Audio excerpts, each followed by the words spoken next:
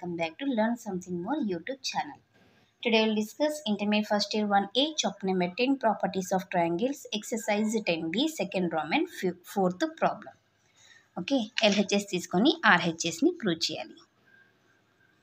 Given LHS equal to summation R1 by S minus B into S minus C.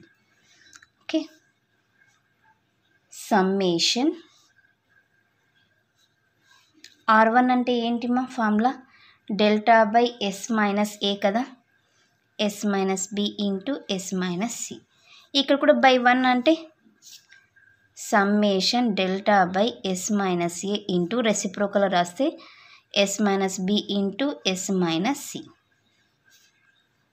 Okay, summation delta by S minus A into S minus B into S minus C.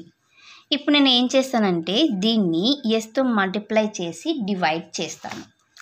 అప్పుడు న్యూమరేటర్లో ఏమవుతుంది, delta S అవుతుంది.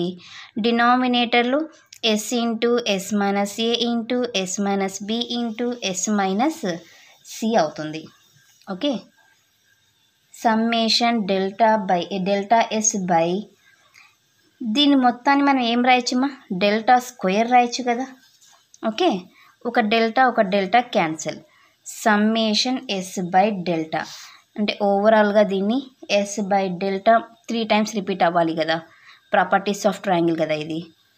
Yes by delta అంటే 3 into S by delta 3 into R equal to delta by yes.